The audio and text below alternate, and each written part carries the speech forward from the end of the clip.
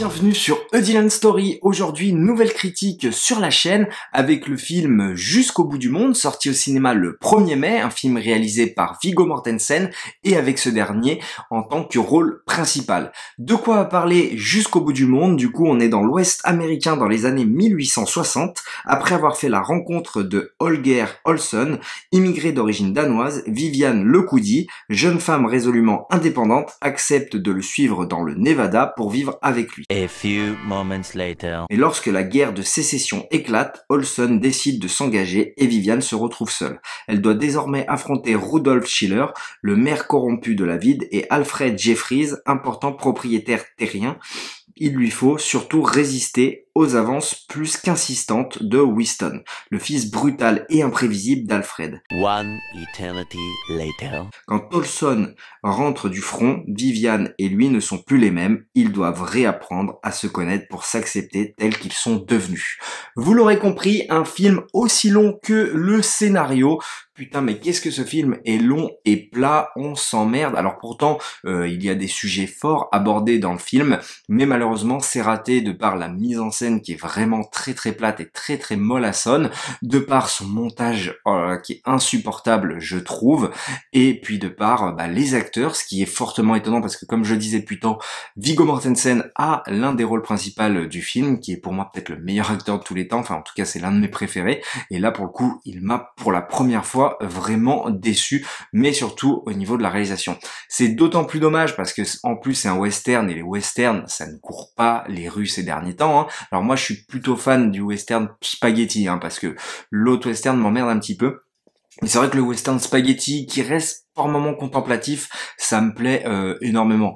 Et donc là, je trouve qu'on n'y retrouve pas grand-chose. Voilà, les derniers films sortis, par exemple, qui m'ont énormément plu, c'était Django en 2013 de Quentin Tarantino, qui était vraiment excellent, ou encore Hostile de Scott Cooper, que je vous invite fortement à regarder si vous ne le connaissez pas, avec Christian Bale dans le rôle principal, qui sont des films par moments contemplatifs, mais qui sont quand même vraiment plein d'énergie par moment, voilà, en termes d'action, etc., même en termes de BO, tout ça. Donc là, on est évidemment loin de ça, il n'y a pas que ça qui m'intéresse dans le western, mais je retrouve pas grand-chose finalement du western. Alors certes, c'est tourné en décor extérieur, et ça c'est bien de la part de Viggo Mortensen. D'ailleurs, les décors extérieurs sont plutôt beaux, mais sont très rotondants, et voilà, il n'y a pas de plan géant.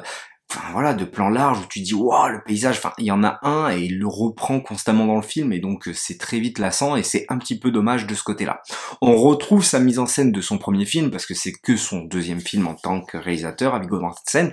Il a réalisé avant Failing un film notamment sur la maladie d'Alzheimer et la démence, enfin en tout cas la maladie d'Alzheimer qui débute, et donc d'ailleurs il en parlait d'une manière totalement différente que de, par exemple, Florian Ziller avec le film The Father, où lui c'était plus dans la mise en scène que tout se passait, alors que le film de Viggo Mortensen c'était plutôt frontal, très terre à terre. Voilà, il abordait le sujet de manière frontale, où voilà, on voyait vraiment qu'est-ce que la démence procurait, notamment verbalement, etc. Enfin, la violence de tout ça. Et c'était vraiment plutôt bien foutu, je trouvais, avec des gros plans vraiment constamment sur les personnages, en plus avec des sujets de la société d'aujourd'hui très actuels, notamment l'homosexualité, etc., comment c'est perçu de l'œil d'un personne âgé, et pas que, enfin voilà, il y avait pas mal de sujets abordés, et c'était plutôt bien traité, et j'avais plutôt bien aimé. Et là, c'est assez dommage, parce que, alors, il traite des sujets tout autant importants, notamment le deuil. Le personnage principal de Viviane va vivre deux deuils de deux manières assez différentes, et donc et plus en plus un acte de violence vraiment d'une barbarie assez assez palpable, mais je trouve qu'on ressent pas justement ce qu'on ressentait dans Failing, où c'était très bien joué et mis en scène, et là je ne ressens pas la violence. Je trouve que les acteurs sont plats et que la mise en scène encore une fois est plate, et c'est dû aussi de par son scénario et de son montage qui je ne le comprends pas. Voilà, ces choix de réalisation et de montage où tu décides de foutre des scènes du passé au milieu alors que ça, enfin voilà, le film, comment il est narré, pour moi c'est une catastrophe.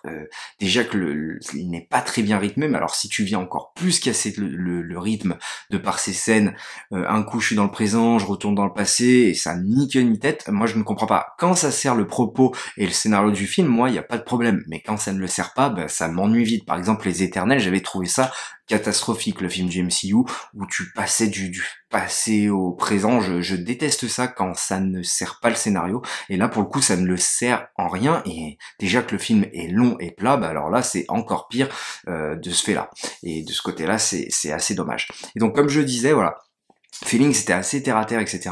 Et là il nous reprend une mise en scène du coup de Feeling avec des gros plans, tout ça, mais je trouve que ça dessert le western, quoi. Le western c'est des grands plans, c'est voilà, enfin généralement c'est, alors oui par moments c'est des gueules filmées, etc. Alors il va faire quelque chose quand même de très bien, et là je me dis putain, mais peut-être qu'il aurait dû faire un film comme Les 8 salopards à la Quentin Tarantino, alors peut-être pas pareil, mais un petit peu dans le même genre, parce que tout ce qui va se passer dans ce saloon, parce que ça va vraiment, il va y avoir vraiment des scènes assez poignantes et assez forte dans ce saloon, là pour le coup il s'en sort très très bien. D'ailleurs c'est là où il va y avoir les meilleures notes de musique, avec ce pianiste là qui va nous jouer des morceaux qui sont vraiment sympathiques, et là pour le coup on est vraiment dans l'ambiance du western, parce que ouais, la musique je la trouve vraiment aussi absente du film.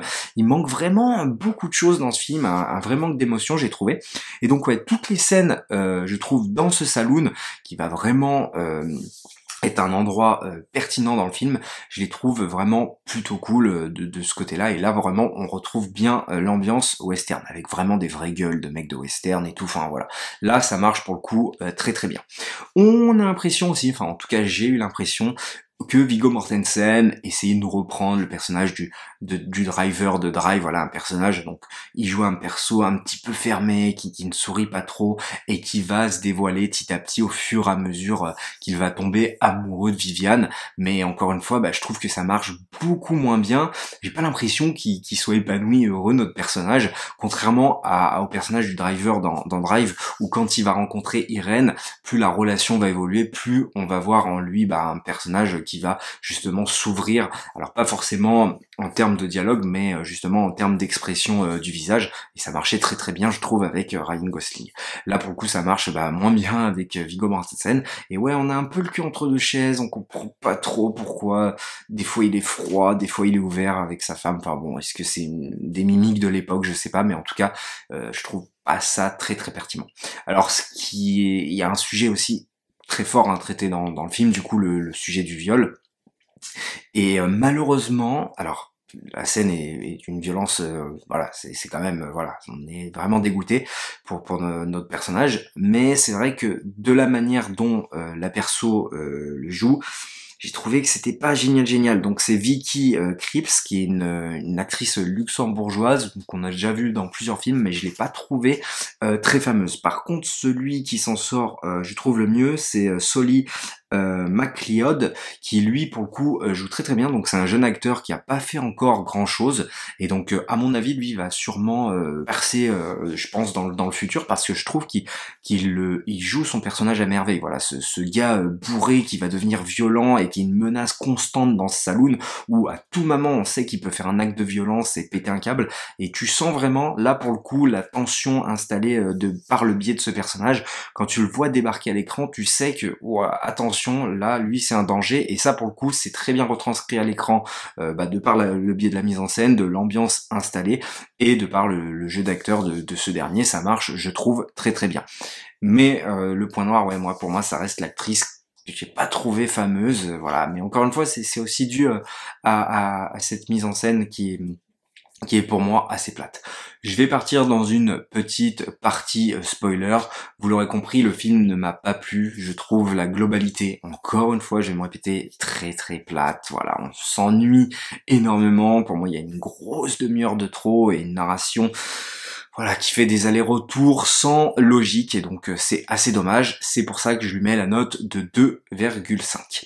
Je vais partir dans une partie spoiler, donc si vous n'avez pas vu le film, partez. Alors, une petite partie spoiler, donc on a ce fameux viol de Viviane, on a le retour de Viggo Mortensen du coup, hein, qui va découvrir qu'il a cet enfant de par le biais de l'homme qui l'a violé, et tout le long du film on n'en a qu'une envie, hein, c'est que ce mec se fasse démonter, ainsi que le maire et le mec qui a les terrains, donc le père du violeur, on n'a qu'une envie, c'est qu'il les bute tous, quoi, je veux dire, mais c'est vrai que Viggo Mortensen n'est pas parti là-dedans, et donc, alors oui, il va aller buter du coup Winston, mais de la manière dont il le fait, mais c'est très très froid, quoi. Il y a rien qui se dégage du film, quoi. Tu te dis pas ah voilà, il l'a bien mérité, quoi. C'est une mort qu'il mérite. Non, c'est très très simple et ouais, c'est très décevant parce que t'as envie de voir crever ce personnage d'une manière voilà, et t'as envie de le voir se faire défoncer et c'est pas vraiment le cas, quoi. T'as pas l'impression qu'il souffre vraiment avant de mourir et ouais, t'as l'impression que c'est une vengeance comme ça, qu'elle vient comme ça, mais ouais, parce que je tombe sur lui, quoi. Mais sinon, ça serait jamais arrivé. C'est assez décevant, je trouve, dans le film. Et puis le fait que le maire et le père du fils, qui sont des pouilleux, s'en sortent aussi, ah, c'est décevant. Mais il a voulu faire un western, on va dire, plus réaliste. Encore une fois, on n'est pas dans le western spaghetti, hein, donc c'est un parti pris que moi, je n'ai pas aimé et qui ne m'a pas plu. Et donc voilà, j'aurais préféré peut-être quelque chose d'un peu plus... voilà, comme par exemple dans The Revenant, où là, ça m'avait bien plu, l'affrontement entre DiCaprio et Tom Hardy, voilà, où j'ai trouvé quand même que la finalité... Bah voilà, on n'y allait pas de main morte, il y avait quelque chose, il y avait de l'enjeu. Et là, j'ai trouvé que ça se enfin, la résolution, ouais, elle était un peu trop rapide et j'aurais préféré peut-être un petit peu plus de gunfight. Mais voilà, on est sur un personnage humain, tout simplement. Donc voilà. On a la perte du personnage de Viviane aussi, où malheureusement, par le fait du montage et de la narration, pour moi on ressent pas vraiment l'impact sur Viggo Mortensen, quoi. Sur son personnage, oh voilà, il a l'air triste, ça a l'air un mec désolé qui n'a plus de raison d'être à part son fils. Enfin, mais bon, on le ressent pas trop à l'écran et ça c'est assez dommage. Voilà pour Jusqu'au bout du monde, un film que je vous conseille pas fortement, hein. Franchement, je vous conseille plus d'aller regarder même des vieux westerns d'ailleurs, ou des westerns plus récents, dont Hostile notamment, que j'ai parlé un petit peu plus tôt, mais c'est vrai que celui-là, j'ai trouvé qu'on passait complètement à côté des grands westerns, donc c'est assez dommage, hein, de la part de Viggo Mortensen qui m'a déçu, mais bon, que voulez-vous, ça arrive, j'espère qu'il se rattrapera dans le prochain film. Bref, n'hésitez pas à liker, partager et à vous abonner, à me dire dans les commentaires, vous, qu'est-ce que vous avez pensé du film et de cette critique. Et puis nous, comme d'habitude, on se dit à la prochaine pour une prochaine histoire.